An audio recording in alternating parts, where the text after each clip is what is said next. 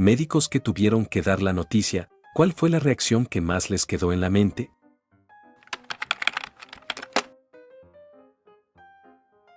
A menudo tengo que dar malas noticias. La mayoría de la gente sabe que van a llegar.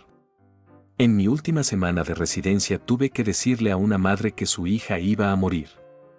Había venido hablando la noche anterior y la habían operado por un problema que amenazaba su vida, pero después pensamos que lo lograría. A mitad del día, sus signos vitales y sus análisis de laboratorio se desplomaron y era evidente que nuestros esfuerzos solo habían ganado tiempo, pero habíamos perdido. Estaba intubada y tranquila, pero era joven y tenía 2 niños pequeños. Todos hemos visto los gritos al estilo de los dramas de televisión, los golpes en la mesa, las súplicas para que alguien haga algo, los sollozos. Cuando es real, es mucho más difícil. Su madre lloraba en el suelo pidiéndome que le quitara los órganos para salvar a su hija. No soy emocional, pero ese día me destrozó. Fui al bar después con mi médico y no hablamos. Intento no pensar en ello.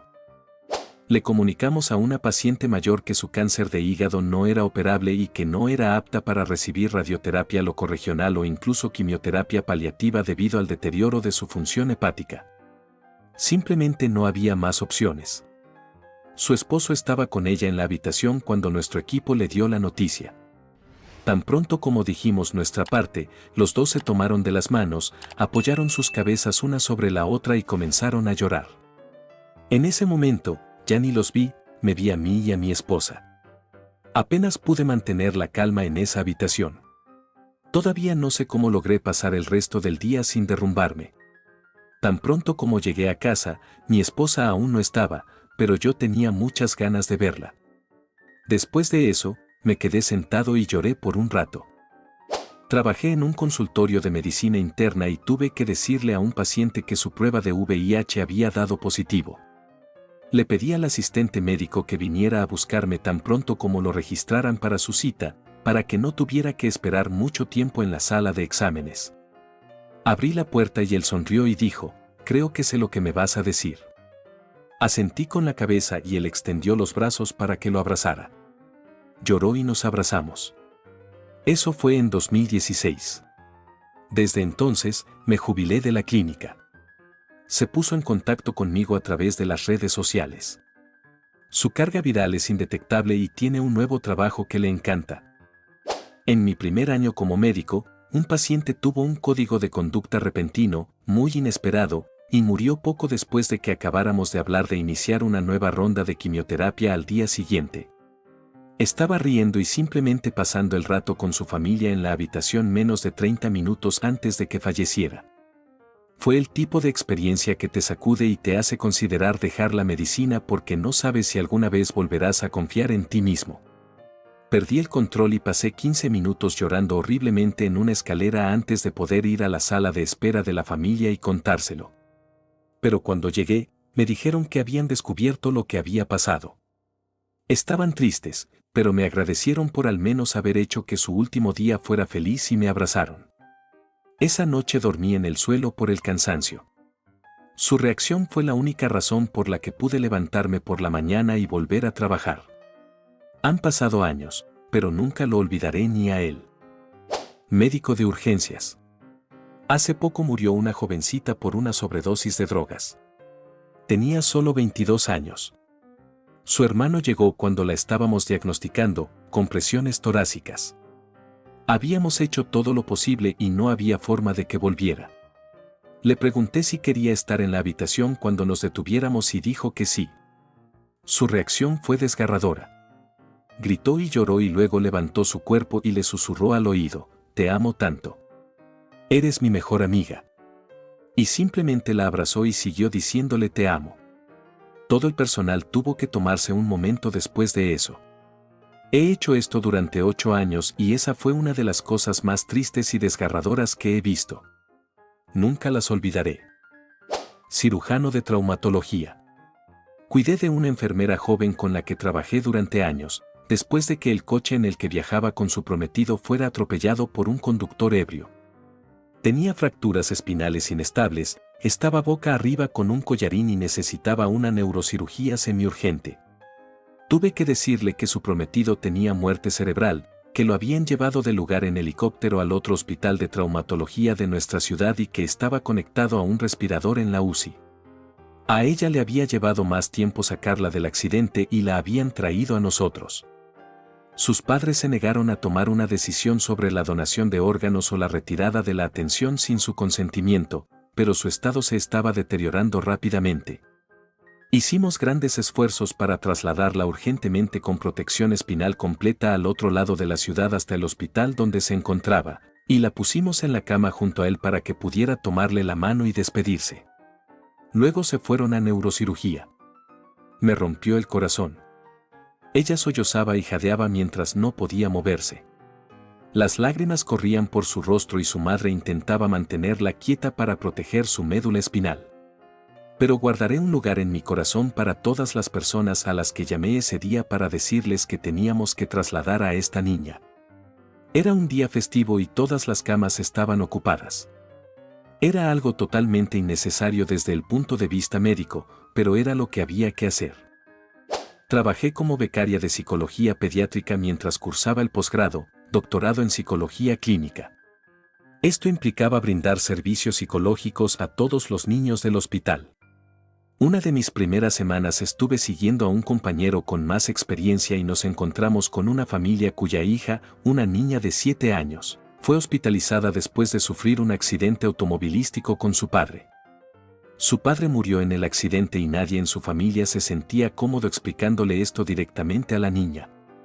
Habían usado muchos eufemismos religiosos sobre la muerte: Él te está cuidando en el cielo, Él está contigo en espíritu, pero este lenguaje no es lo suficientemente concreto para una niña pequeña que realmente no entiende la muerte. Sentarme con esta niña, con corsé ortopédico, laceraciones por todas partes, afecto muy plano, y explicarle lo que era la muerte, que su padre había muerto, y tener que hacerle preguntas para asegurarme de que lo comprendiera fue una de las experiencias más traumáticas de mi formación de posgrado. Todavía puedo imaginar vívidamente su rostro mientras se lo contábamos y las lágrimas rodando silenciosamente por su rostro.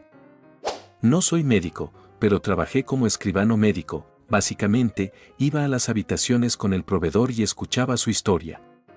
A un chico le diagnosticaron un cáncer muy severo mediante una tomografía por emisión de positrones, PET, para pacientes ambulatorios y su pésimo oncólogo le dijo que fuera a urgencias, por lo que otra persona tuvo que darle la noticia para que pudiera quedarse en casa. De todos modos, vi a este proveedor, por lo demás genial, tomarse un descanso de 15 minutos para ir a llorar porque el caballero dijo algo así: estoy muy agradecido de que hayas estado aquí hoy para ayudarme y lamento mucho que hayas tenido que ser tú quien me dijera esto hoy. Solo porque este hilo es una decepción, voy a contar una historia de cambios de opinión.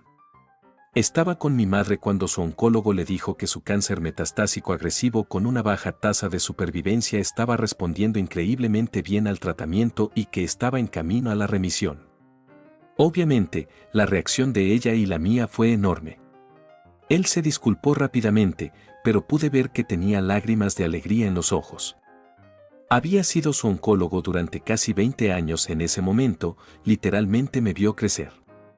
Un hombre increíble. Obviamente se preocupaba profundamente por sus pacientes. Alivio. Cuando estaba en un servicio de cuidados paliativos durante la residencia, una paciente que sabía que su cáncer había regresado fue hospitalizada debido a complicaciones. Se consultó al equipo de cuidados paliativos para analizar los objetivos de la atención. El médico que me atendió fue el primer médico que se sentó con ella y le explicó que estaba en su cuarta línea de agentes quimioterapéuticos, incluso en el mejor de los casos, como primera línea, los medicamentos que estaba tomando tenían un 30% de probabilidades de prolongar su supervivencia. Al oír eso, se dio permiso para no pasar por la miseria de la quimioterapia y, en cambio, hizo hincapié en pasar tiempo con su familia. Fue una visita muy emotiva, pero no dejó de agradecerle al médico que le había dicho directamente qué esperar. Un paciente mío al que hacía mucho que no veía vino a la sala porque no podía arreglárselas en casa, estaba demasiado débil y estaba perdiendo peso. Era un tipo de clase trabajadora que tenía que lidiar con el alcohol y el tabaco. Eché un vistazo a la pérdida de peso de 50 libras que tenía y lo supe. Doctor, Creo que me estoy yendo, dijo. No te voy a mentir, a mí también me preocupa eso, dije. Un cáncer de pulmón masivo se había extendido a los huesos y al hígado. Murió 2 semanas después. Soy oncóloga pediátrica, por lo que he visto toda la gama de reacciones y todas ellas se me han quedado grabadas. Pero aquí hay una historia sobre la reacción que nunca vi. Cuando era becario de oncología pediátrica de primer año, hacías 2 meses de lo que se llamaba OCS, Servicio de Consulta Oncológica. Esto significaba que eras el becario de guardia para evaluar a todos los pacientes con un posible diagnóstico de cáncer que llegaban al hospital. Por ejemplo, un niño con recuentos sanguíneos bajos y hematomas visto en urgencias, o un paciente del servicio de ortopedia que tenía una fractura inexplicable y una lesión en la radiografía que era sospechosa de cáncer. Una vez que ayudabas a hacer el diagnóstico de cáncer, ingresabas al paciente en el hospital, donde el becario a cargo del servicio de oncología para pacientes hospitalizados se hacía cargo, o lo hacías venir a la clínica de oncología, donde lo asignaban a un oncólogo diferente. Normalmente eras el primer punto de contacto, pero en muchos casos no terminabas convirtiéndote en el oncólogo principal del paciente. Simplemente seguías adelante. Una noche me llamaron a urgencias para evaluar a un niño con síntomas compatibles con leucemia. Por mucho que las familias estén preparadas, o crean que lo están, la reacción que se obtiene cuando se toca a la puerta y se entra en la habitación y se presenta diciendo, «Hola, soy el Dr. Blackman, soy del servicio de oncología pediátrica» es prácticamente la misma. Es evidente que eres la persona a la que más temen ver. Esa noche era una niña de 4 años. Entré, me presenté, expliqué por qué me habían llamado y les dije que hasta que no miráramos la sangre bajo el microscopio y hiciéramos pruebas adicionales, por ejemplo, una biopsia de médula ósea, no podíamos saberlo con seguridad, pero que los médicos de urgencias querían que fuera a consultar. Eso no hizo que los padres se sintieran mejor, pero ese era mi trabajo. Examiné a la niña y luego me dirigí al laboratorio para mirar el frotis de sangre yo misma.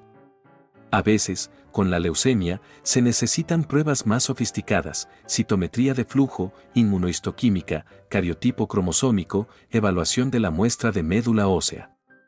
Pero a veces miras y solo puedes ver los blastos leucémicos e incluso, a veces, puedes decir qué enfermedad es LMA versus LLA. En este caso, miré en el microscopio y estaba muy seguro de que iba a ser LLA. Había linfoblastos por todas partes y, combinados con los síntomas, estaba 99% seguro. No se puede estar 100% seguro hasta que se han hecho la médula ósea y la citometría de flujo. Este niño necesitaba ser internado con el diagnóstico provisional de leucemia linfoblástica aguda de nueva aparición. Llamé al médico de cabecera y organicé el ingreso, y luego tuve que volver y contarle a la familia lo que estaba pasando. Cuando le dices a los padres que su hijo tiene cáncer, aprendes muy rápidamente que, tan pronto como esas palabras salen de tu boca, las pruebas parecen indicar que su hija tiene leucemia. Los padres a menudo no escuchan nada más después de eso. Solo ruido blanco. Pánico. Miedo. Así que aprendes muy rápidamente cómo transmitir los puntos clave. Los análisis de sangre parecen indicar que su hija tiene leucemia. La leucemia es un tipo de cáncer. Vamos a ingresar a su hija en el hospital y la cuidaremos extraordinariamente bien. Sabemos cómo tratar esta enfermedad. Elaboraremos un plan y trabajaremos para que mejore. Ahora tiene 1.000.000 de preguntas y las responderemos, pero no ahora, porque ahora tenemos que centrarnos en asegurar el diagnóstico y cuidar de su hija, pero la cuidaremos extraordinariamente bien. Podemos controlarlo. Sabemos cómo tratarlo. Desafortunadamente, tiene que utilizar la palabra cáncer. Tiene que ser inequívoco. Y luego tiene que decirles que podemos controlarlo. Cuidaremos de su hijo y lo haremos mejorar. De todos modos, después de eso, la gran máquina entró en acción. Escribí mi nota en la sala de emergencias, redacté algunas órdenes de admisión y luego el paciente fue trasladado a la unidad de pacientes hospitalizados. Muchas veces nunca volvía a ver al paciente, era un centro de referencia de atención terciaria muy grande. Un par de años después, estaba en el ascensor. Ahora era un becario de tercer año y pasaba la mayor parte del tiempo en el laboratorio. De vez en cuando atendía llamadas o revisaba a un paciente mío que había vuelto al hospital. Esa noche estaba allí de pie, mirando unos papeles, cuando sentí que alguien me miraba. Miré hacia arriba y había una mujer mirándome, así que le dije hola y luego le pregunté si nos conocíamos porque me parecía un poco familiar. Y luego dijo que yo era el médico que vio a su hija en urgencias hace 2 años cuando le diagnosticaron leucemia. Le pregunté por su hija, estaba bien, y luego me disculpé por no recordarla y le dije que me sorprendía que se acordara de mí después de 2 años y de haber hablado con ella solo durante 1 hora en ese momento. Y lo que me dijo a continuación se me quedó grabado durante casi 20 años. Dijo, no hay forma de que pueda olvidar el momento en que te conocí. Está grabado a fuego en mi memoria. Recuerdo cada palabra que me dijiste esa noche. Me impactó mucho y le dije que esperaba haber hecho lo correcto por su hija, me dijo que así era. Pero me hizo darme cuenta de que, como médico, y en particular en mi función, los pacientes y los padres a veces están pendientes de cada palabra que sale de nuestra boca. Que ejercemos un poder enorme en relación con nuestra capacidad de infundir esperanza o provocar miedo o causar desesperación. Si bien podemos ver miles o decenas de miles de pacientes pasar ante nosotros en nuestras carreras, los pacientes pueden encontrarse solo con unos pocos médicos y en el caso de los oncólogos pediátricos, a veces muy pocos. Dejamos una impresión enorme incluso con las palabras o frases más pequeñas. También me hizo darme cuenta, esto fue antes de ser madre, de la profundidad de los miedos que tienen los padres cuando se trata de la vida de sus hijos. Y como tu presencia cuando un padre siente que la vida de su hijo está en peligro, imprime irreversiblemente tu presencia en sus recuerdos y sus vidas. Es una gran responsabilidad y me siento privilegiada por haberla recibido. Espero haber hecho lo correcto siempre que he tenido que comunicar malas noticias a pacientes y familiares. Como médico de urgencias, he dado muchas malas noticias. Uno espera gritos, alaridos, llantos, puñetazos en las paredes, palabrotas.